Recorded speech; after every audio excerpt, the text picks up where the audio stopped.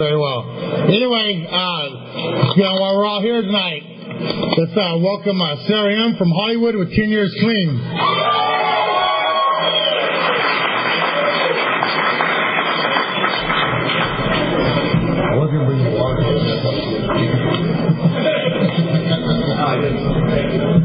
Hi, I'm Sara Narcotics. There we go. Lower it for an acoustic guitar. That's where I like my mic. Hi. How's everybody doing? Woo! Yay! I'm so excited to be here. Can we make some noise for the committee right now? Thank you guys so much. Really. This is my first time at this blues festival, but I have a feeling that we're all going to get really wild tomorrow. You know what I mean? I feel it. Samantha, Jasmine, Brock, welcome to Narcotics Anonymous. Anyone? Welcome. You guys are the most important people here. And if there's anyone out there that couldn't identify as new, welcome. People that did identify, welcome to Narcotics Anonymous. This is the best thing that's ever happened to me in my entire life. So welcome, and I really mean that. Welcome, I see you. Yeah, hi. Welcome. Hey. Okay. So I'm not from here, if you can't tell. I drove from Hollywood today. It was a beautiful, Oh, hey. Yep. Yeah, it was beautiful. I'm so excited that there's mountains. I don't know what to do with myself. I'm like, what? Okay, there's a mountain. I'm in a barn or a rodeo right now. I don't know what's going on, but I love it all. I'm wearing Nikes. I feel very prepared for this, I'm really grateful to be here. I guess how long do I talk for? 8 hours. Titanic? You want me to do a little Titanic right now? Yeah, a little monologue. Yeah. Never let go. Never let go. They just like, bye. I'm just kidding. Let go. Just let it all go. Just let all that stuff go. I have 10 years clean. I got clean at 17 years old. I'm just going to put that out there just so you don't have to figure it out, because you're going to spend most of the time trying to figure it out. You're like, how old is she though? 14. Okay. Yeah, no, I'm going to be 28 years old in July, and I feel very, very, very, very grateful. But regardless of age, race, sexual identity, creed, religion, or lack of religion, everyone is welcome and a member of Narcotics Anonymous when you say you are. And I really stand for that, and I really represent that. And but I'm very grateful that I got here when I did, because I honestly don't know if I would have been alive. So my family, my mom, I just flew to New York last week, and then Florida. My mom's got 29 years clean. So cute. And my granny's got 30 years clean. Yeah, she's so intense. She 12 steps everything. I'm like, that's a plant. It's fine without you. It's so, I'm like, you're embarrassing me for real though. Just talking to a bush. So I've been with my family until I just got back to LA last week, so I've been with my family, so I'm still settling my spirit right now. But I come from a long line of Narcotics Anonymous. My aunt died with 7 years clean, drug-related complications. Unfortunately, my uncle died 2 years ago of a heroin overdose.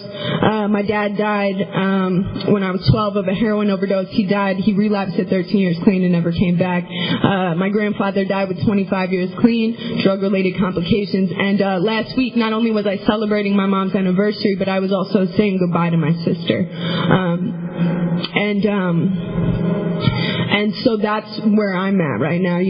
My sister is, she's one of us. And, she weighs 75 pounds and she's 5'10". And all I can do is pray for her, because I can carry the message but not the addict. And so I'm a living testament to that, but what I do believe in is Narcotics Anonymous. And so I believe that when I can't find hope, you can for me. And when I've lost words to pray for someone that I love, that you can pray for me and you can carry me. because I can't carry the addict, but you can carry me. And so that's where I'm at right now. So it's really important for me to be here, for me. And also at the same time, it's been very strange, but I feel so grateful for my life. It's really funny because when I got here, I'll talk a little bit about before this, and then we'll segue back, hopefully. I have no idea what I'm going to say, but maybe I'll make it all connect. So I grew up in an insane, like that, I don't know about you guys, but crazy was the primary language we all spoke, and we had no idea that there was anything else out there. We were like, what? I'm going to try not to curse because there's cute little babies. But that's all we did. We just spoke in profanity, like every 3 words, you know what I mean? We said something nice every 3 words, like pass and roll. And, like endearing terms. And, we didn't know any better. So even though my family was in recovery, we really didn't know any better. I always say, welcome to everyone, because when I got here, it was like, if you're in relationships with people that beat you up, welcome to NA. If you're in relationships where you beat people up, welcome to NA.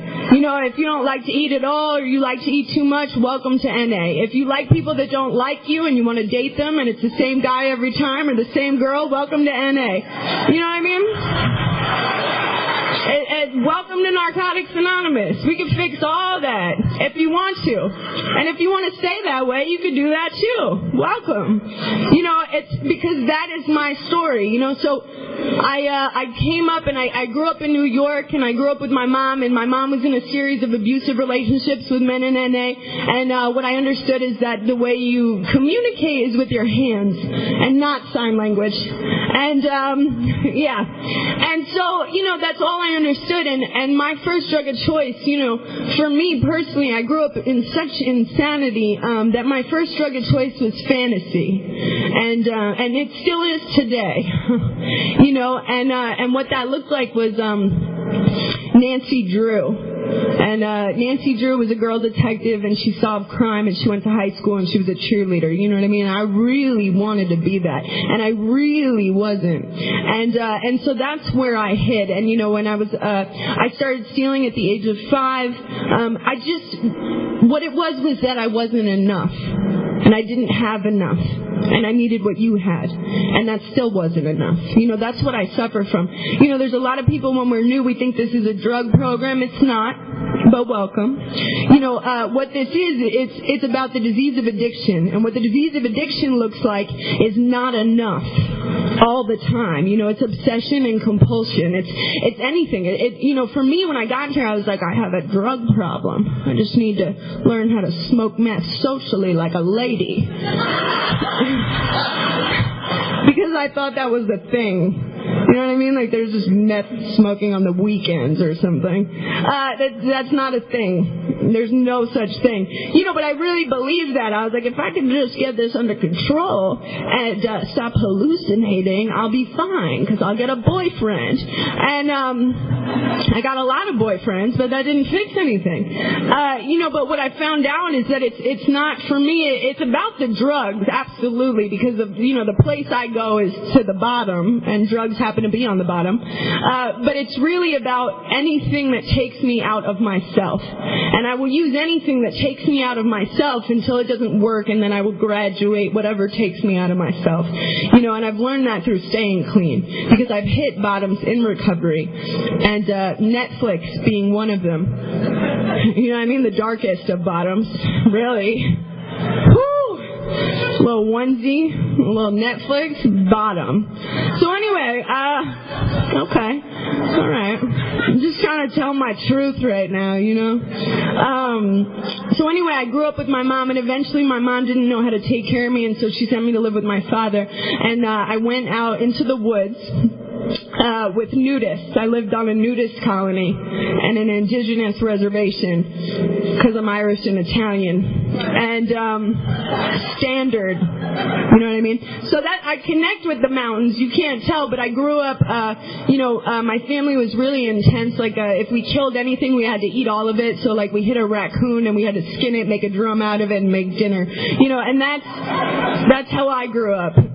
pretty normal, very Brady bunch. And, and what I'm talking about is just the insanity of going from one crazy to another crazy. So I went to go live with my dad, and by the age of 6 years old, I had to do laundry for the entire house, and I had to, clean horses, and I just had a lot of responsibility because the truth is that my parents were, my stepmom and my dad were allowing me to get molested by the neighbors, and they were allowing people to take me, and everybody was naked and everybody was insane, and my parents were actually in recovery at the time, but there was still a lack of consciousness, because if you don't know better, you have no capability, and they really didn't know better. And when I got here, I didn't know that they didn't know better, but what I found out through doing step work is that nobody knew any better, so they did what they did.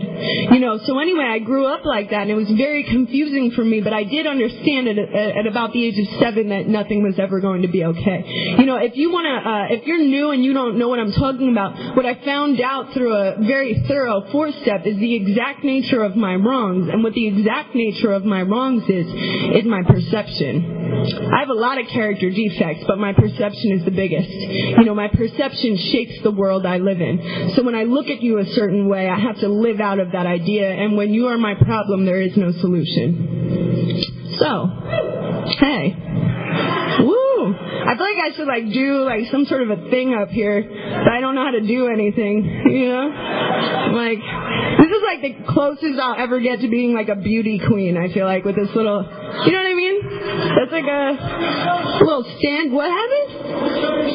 Okay, I love you. Thank you. You're right. I am a beauty queen.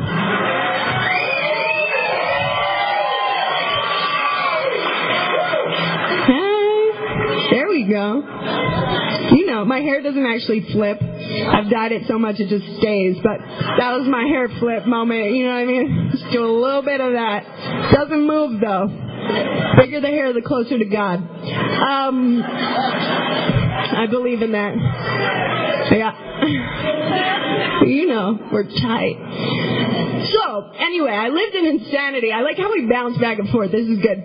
I lived in crazy, and my dad started shooting heroin, and I started helping my dad shoot heroin, and I started getting my dad heroin, and I started facilitating this thing, and when he would throw up, I would clean him up, and eventually I ended up alone. I dropped out of the 4th grade, and I was left alone in a room for a year by myself. What I'm talking about is depravity. I had absolutely no language. I didn't know how to speak. I didn't know how to talk, but what I did know how to do was breed. And so all I did was read, and I created a world inside my mind. And I lived that way for quite some time, and eventually my dad died, and eventually the police came, and I had dirty hair and dirty fingernails, and all I felt was abandoned. All I felt was neglect. All I believed in was lack. One more time. So I go to live with my mom in Queens, New York, straight off a nudist colony, in Queens, and it's different. It's a little bit different. So I joined a Korean gang, legitimately, I'm not lying. I was like, fuck it, there's a lot of Koreans out here. Okay, what do you guys do? And, and I started gangbanging because that made the most sense. So I joined a Korean gang, and I was really good at it, and we ate octopus, and it was like a thing. And what I'm talking about is what I'm talking about is being able to fit in anywhere that I am at any given time, because I want to be anyone but who I am. So I'll be in a Korean gang, and I'll be a nudist, and I'll be a chola, which I did. And, I'll do it all. I'll cover all my bases, because the truth was I didn't know who I was. And the truth was I was terrified of who I was. And when I got clean, I found out that the freedom from me not wanting to be me was because I had no idea, and I couldn't allow those things to be forgiven. And I couldn't forgive myself. So I had to be you. And that's a lot of work. It's a lot of work to be you. You know what I mean? It is. It's a lot of work to be somebody I'm not. So, I'm going to talk a little bit about... Wait, really? How long do I talk? Someone's going to, stop me, right? I'm just going to talk about being in Korean gangs all night? Okay.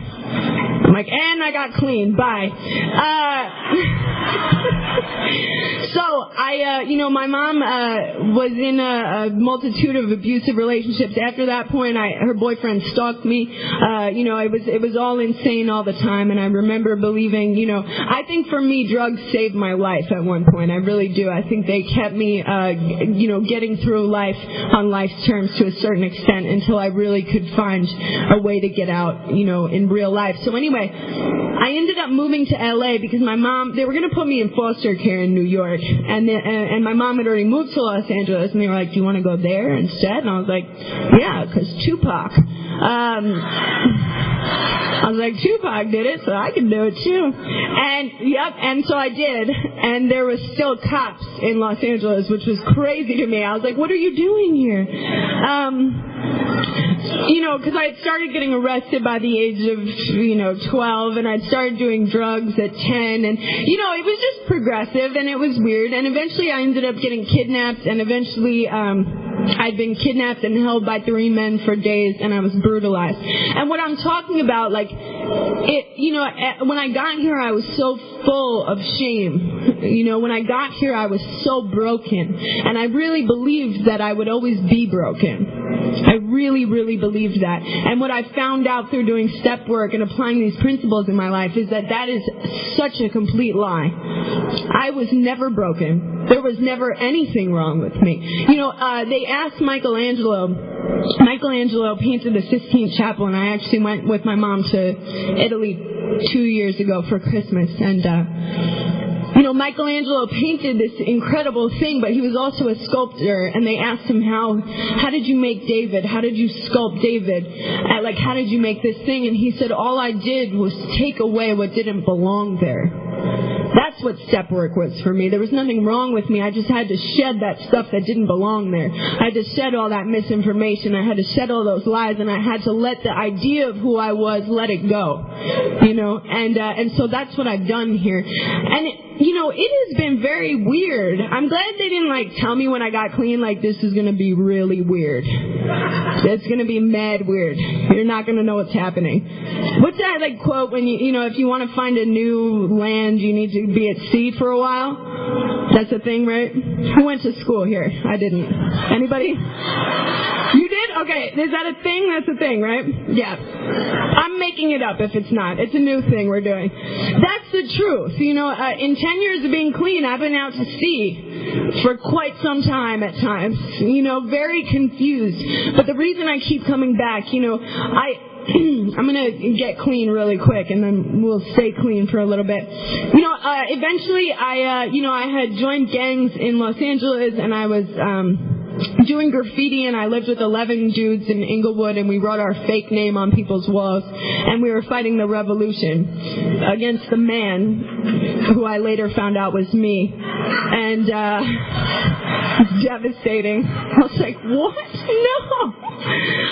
Yeah, I was so heartbroken. I was like, I've been holding us down? Such a bummer.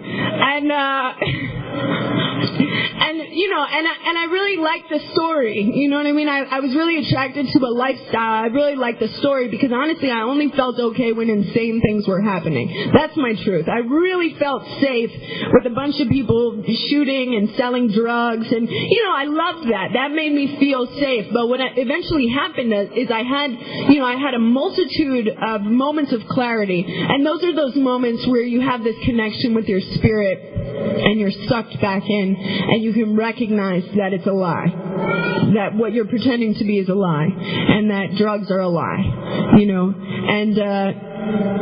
and that's what happened for me. My granny came from Florida, and again, my granny's very intense. I love her, but she's super intense. And my mom came and found me in Inglewood, and I've been on the streets since I was 14, and my mom came and found me, and she said, I want you to come home, and I don't want your grandmother to know you're a drug addict, which is super funny, because I was like, you know what I mean? I had my own fashion line where I cut holes in everything. Nobody? Okay, that's fine.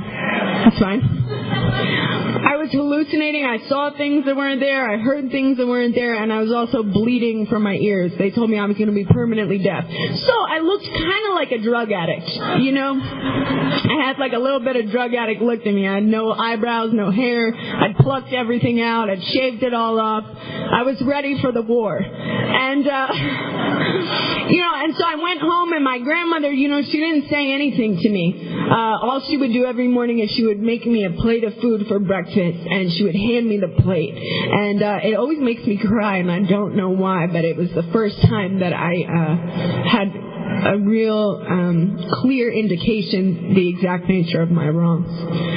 Because for a long time I thought that what I did didn't affect anybody else. You know, and it was the first time I was really stuck back into my body, because prior to getting clean and doing step work, I had no feelings.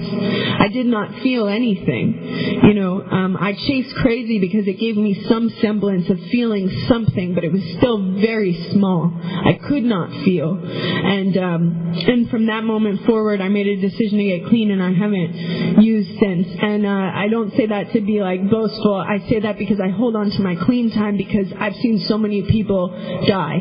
So I hold on to my clean time because I'm terrified, not because I'm a better person. You know what I mean? I've lost a lot of friends since I've been clean, and I've been in recovery my whole life. So there's a lot of people that I have loved, and that's why I hold on to it. And so I started going to meetings, and I felt very different because I was different. You know, I had no facial hair, and I was 17, and you know, and I was cooler than everyone. Obviously, at the time, I was like, I'm too cool. And I looked terrifying. And I carried weapons to meetings. I mean, it was like, everyone's like, you're not that cool, but that's okay. Keep coming back. And, you know, I would go to meetings in Hollywood, and I'd be like, I'm Sara, I'm an addict, and I hate everyone. And they'd be like, yay, woo! And I was like, what is wrong with these people? And I just kept going back, you know. I suffered from extreme depression, probably my first 3 years clean. It makes sense that I did. It's so weird to me when people are new and they're like, I'm depressed. I'm like, of course you are. Why wouldn't you be? Of course. That's perfect. You're right where you're supposed to be. This shit's depressing. We've been doing drugs, running around. You know, it's depressing. I was also homeless for my first probably 2 to 3 years clean. And I lived at the train station in downtown LA, and I got a bicycle eventually, which was a big deal to me. And I would ride my bicycle to meetings, and I would go and stay at the train station overnight, and I would ride my bicycle to meetings, and I took the bus to meetings, and I wanted what you had. So I did what you did, you know, and sometimes I would compare myself to other people, but I honestly understood at that moment that it was different, you know what I mean? And I knew at the time that the world, you know, nobody hands you anything. You have to fight for it, and I've had to fight for my recovery. And so I did that, and eventually, I think when I had like 2 years clean, I got my first apartment, maybe 3 years, I don't know, and it was a garage in East LA. It was beautiful. Yep. And, you know, because it's all about perspective. You know, I was like, it's like a cabin on a lake. And, truthfully, I would wake up next to a car and with sawdust on my face because there was holes in the ceiling. And I was so grateful, you know. And I've stayed grateful for indoor plumbing ever since that point. For real. I'm like, oh, thank you, God. Indoor plumbing, showers. My bad about the drought, but I do. I shower, like, all the time. I'm like, this is beautiful. Life is great.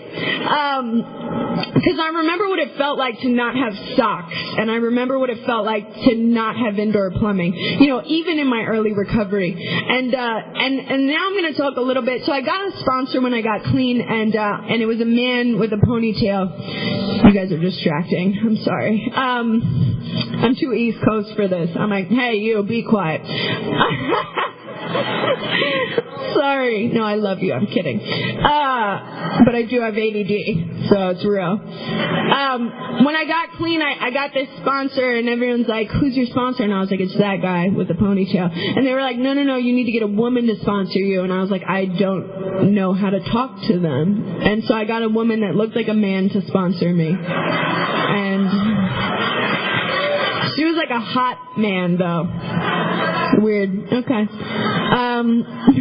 Like she was pretty. Okay.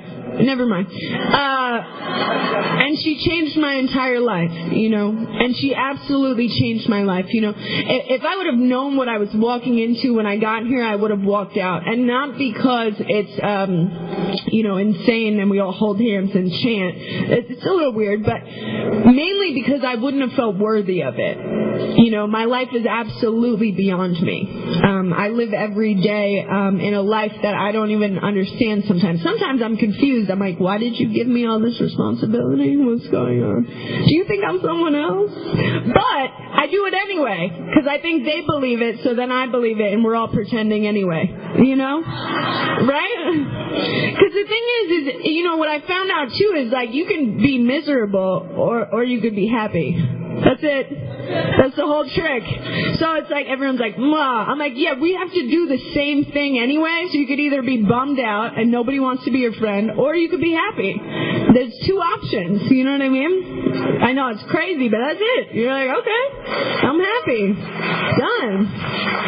I think Abraham Lincoln said that. I don't know. Now I'm going to talk a little bit about step work even more so. I don't always like to delve in. I also have been of service since I had, honestly, probably 30 days clean, but I got a commitment when I had 6 months clean, I believe, and I now don't have any commitments right now, so I'm not going to lie to you, but I was of service to the youth committee for 7 years. I was the Southern California regional rep. I was super involved in that, and I was also involved in H&I. I had a panel since I had a year clean, and it absolutely saved my life, hands down. I mean, and I would go in with these little girls that were me, and they were in Highland Park, and they were angry, and they had no facial hair, and again, it was like the exact nature of my wrongs, and what I found out was that I'm soft. And I found that out through these girls because they were so angry and they were so intense, and they'd stabbed everybody at like 12, and that was a real thing. They had done that, but really we were, we were soft. We were gentle. What I found out is that I am gentle. What I found out is that I am loving. And I'm also loyal and integrity-based. I mean, through doing step work, I found out so many interesting things about myself and so many redeeming qualities, And, okay, so now I'm going to talk about being a victim. Everyone's favorite topic. Huh? Yeah. All right, so I was very resentful when I got clean. I hated my mother. I thought she was the Antichrist. And, I wasn't stoked on anybody else either, but it was definitely her fault because, honestly, she was the only one that was still alive. So I was like, it's got to be you, lady. And, and I walked around, I had done my first step. I had done my second step. I had done my third step. I had done my fourth step. And I think I had also done my fifth step, and I was still angry. And I still held on to that, and I still lived out of a backpack of old ideas. If I truly believe that I'm a high school dropout and nobody loves me and my mom was a piece of shit and nobody loves me and nothing's ever okay, then I can't be any bigger than that. You can't have both. You can't be abused and also successful. It just doesn't work like that. So I had to let it go. Right? And that was painful. And that was difficult because what I believed about myself wasn't the truth. All those things had happened, and yes, that was painful, and yes, that was sad, and yes, I had to grieve something that I had lost. But at the same time, I wasn't any of those things.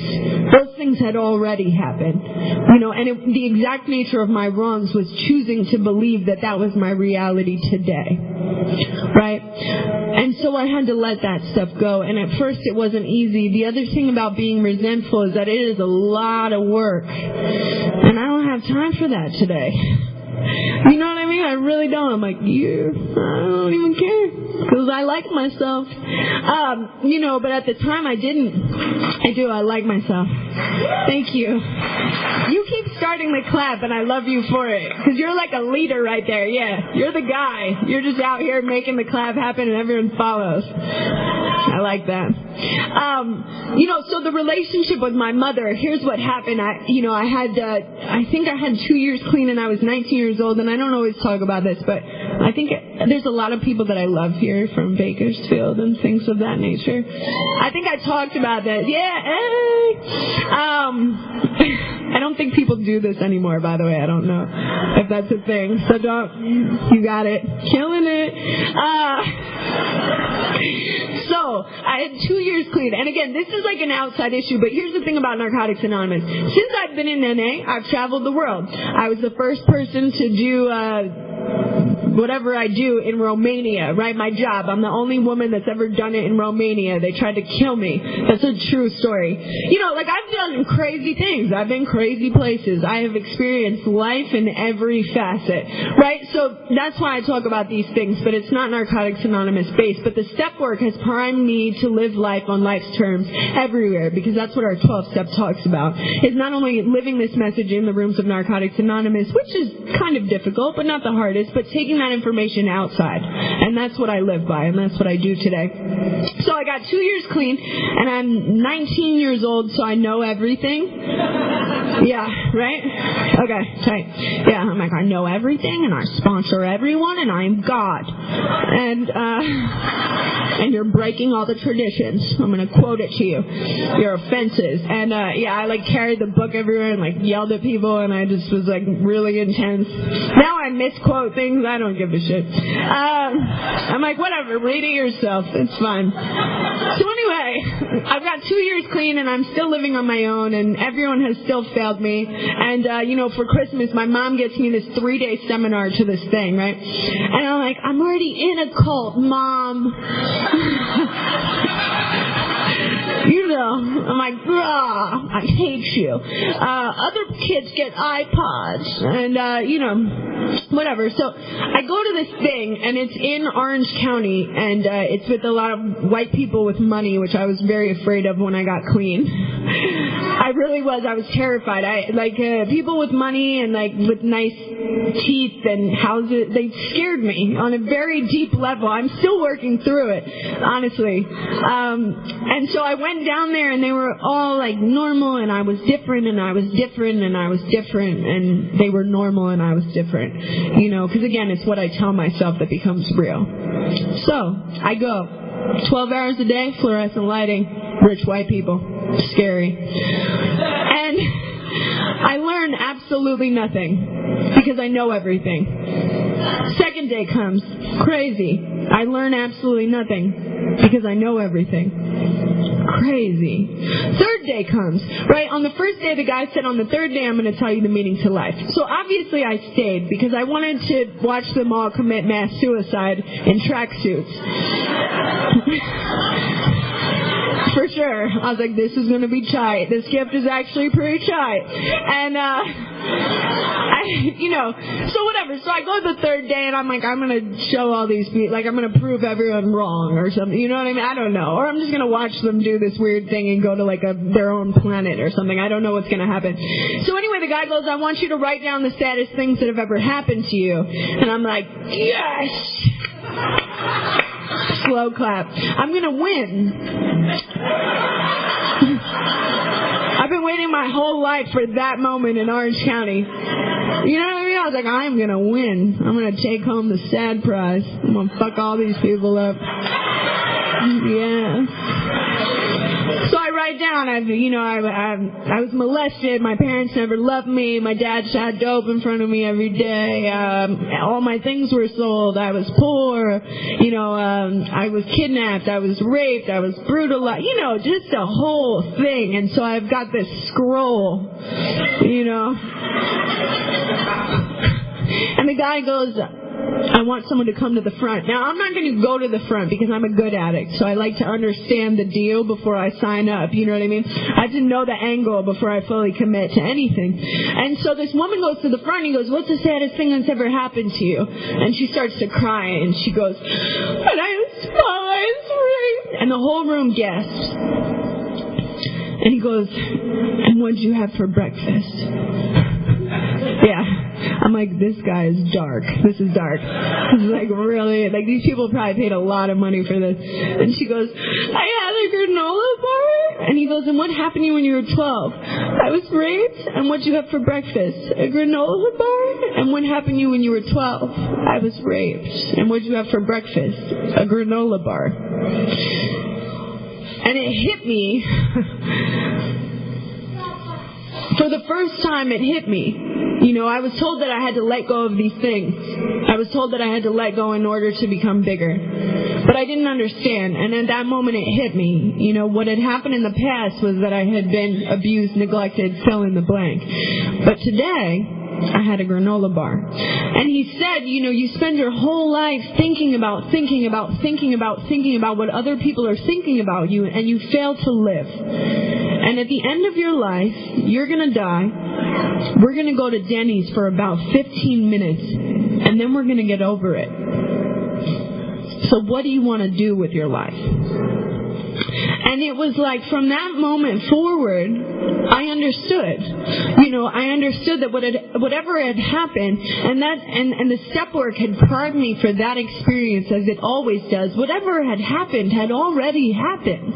You know, I had to change the way I think. You know, they say a goldfish grows to the size of its tank. My tank was too small. My thinking creates my reality. You know, so if I'm a high school dropout and nobody's ever loved me and my mom's the Antichrist and nobody's ever cared for me, I can't be in a loving relationship. I can't go back to school. I can't do anything because I actually believe that about myself.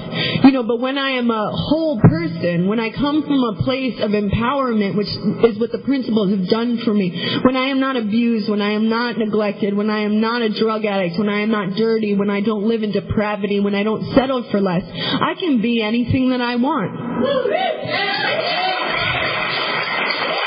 You know? And if you're new to Narcotics Anonymous, you'll find whatever you're looking for.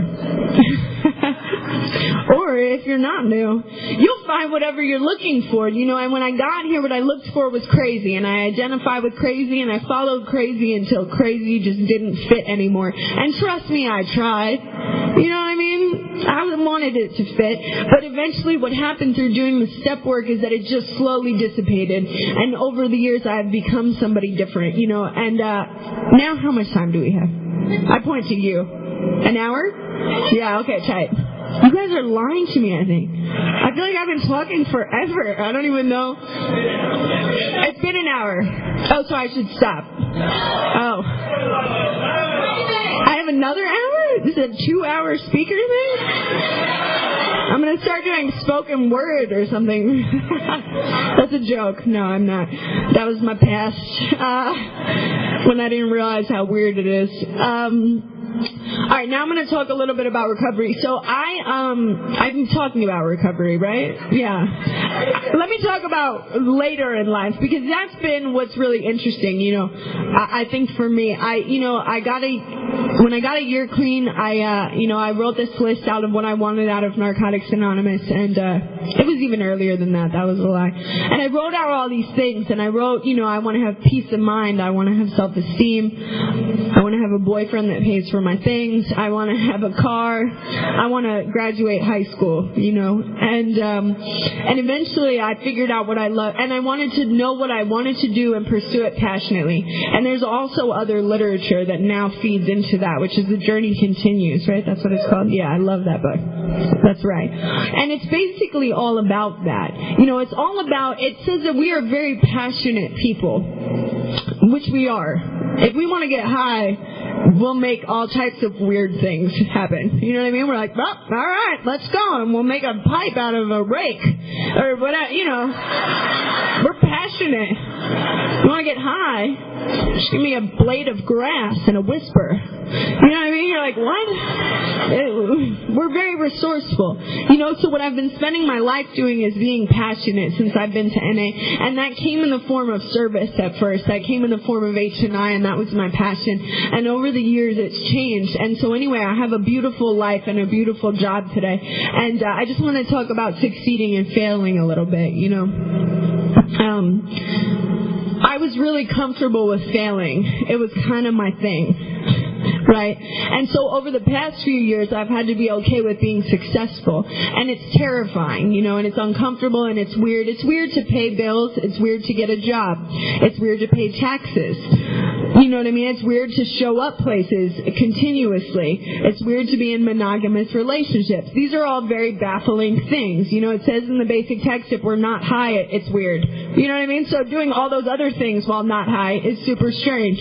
But anyway, I've been able to travel the world, and I'm going to talk a little bit about that. It's been it's like I'm so grateful that my foundation is so sturdy in Narcotics Anonymous. I'm so grateful that I was super vigilant in my early recovery. I'm so grateful that I've worked steps repeatedly, and I've sponsored women, because there has been times it has been very dark and I've been alone, and it talks about that as well in the book, and it says you're alone with God. And whatever the God of your understanding is, that's whatever to you. But there has been many times like that. And, and I wanted to relapse. I think I had like 3 years clean or something, and I was like, I want to smoke a blunt like a normal person. And, right? I know. Yeah. I was like, I want to do it. Snoop Dogg. And, I was like on the road, and everyone was getting high, and I was like, my relationship with a power greater than myself is unorthodox, but whatever. So I was like, I do a lot for people, and I'm great, and if you don't send me like a strike of lightning, I'm going to get high. I'm going to smoke a blunt, Snoop Dogg. And, I was like, I want like a burning bush or something to really let me know. And so this kid walks up to me, and he said my real name, and he was like, Sara? And I was like, God? Is that you? Wow.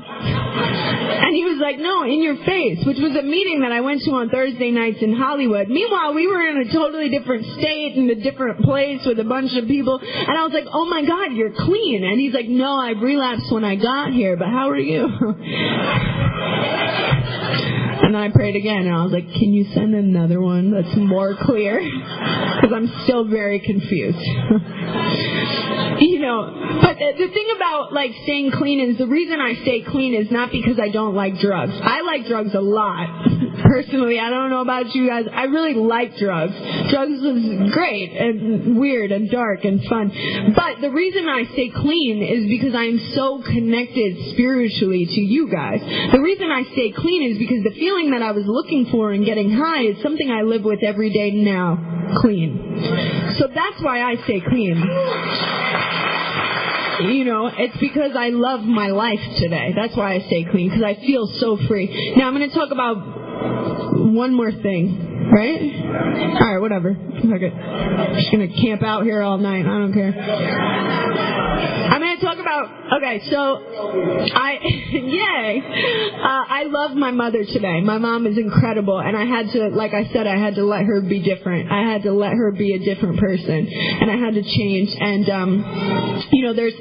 I could mention a whole bunch of spiritual experiences that I've had with my mom, but I just want to say that because, by allowing her to just be who she was, she changed, and she finally became what I wanted. But I had let that go. When I was 25, I got my first birthday cake. She baked me a cake, and I just stayed grateful. I know, I was so excited. I was like, you did that? Did you buy this? You don't know how to bake, Ma. But she did. I was 25, I got a birthday cake for the first time in my life. But you know what? I'm grateful. Now, I'm going to tell you guys a weird story. I've never shared about this one before because it's kind of weird, but I feel like I'm supposed to, so whatever. So, 2 years ago, I think it was 2 years ago now, my best friend died of an overdose, right? My friend Tom. Now, Tom has been my best friend for 7 years, so basically my whole recovery, and he was like my rock. A lot of things have changed in my life, boyfriends, jobs, money, but Tom has been my heart the whole time through. And Tom just couldn't stay clean.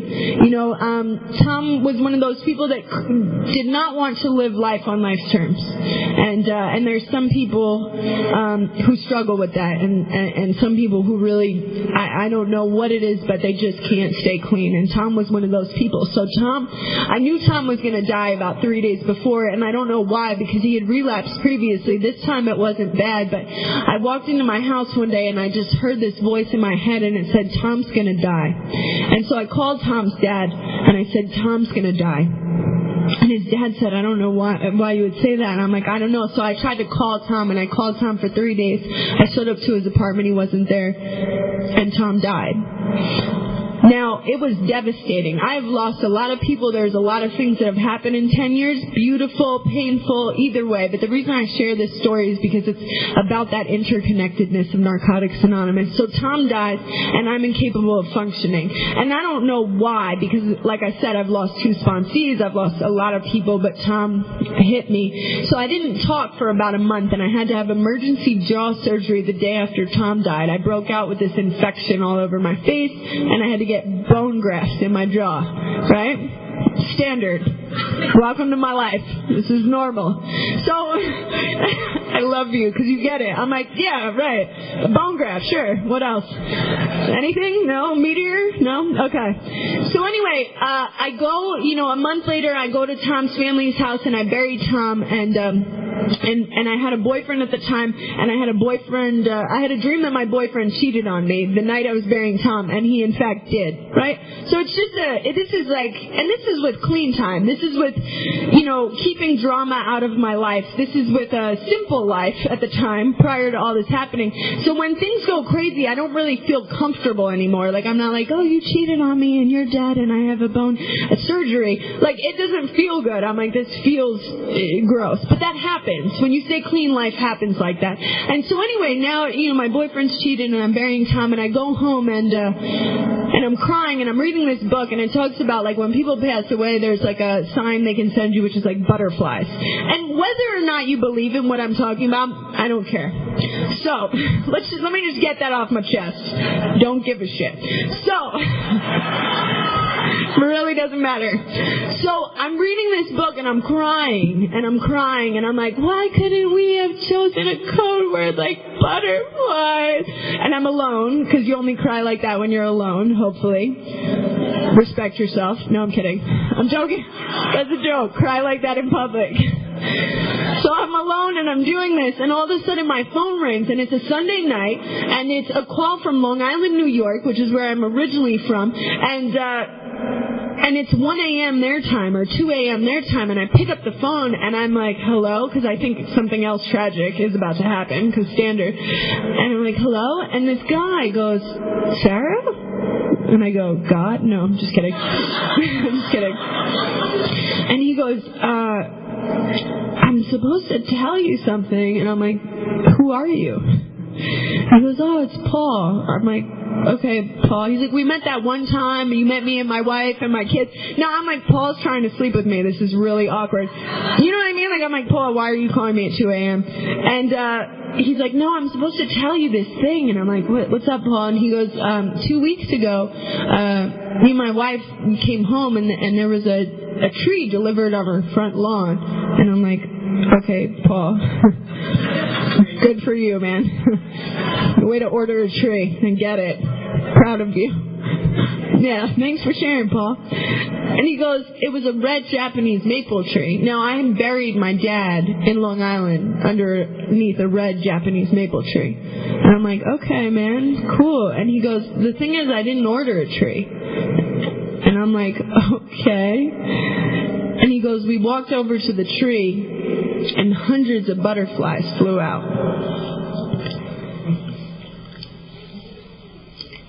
And I was so blown away. And I didn't even know what to say. And I was like, Paul, are you watching me right now?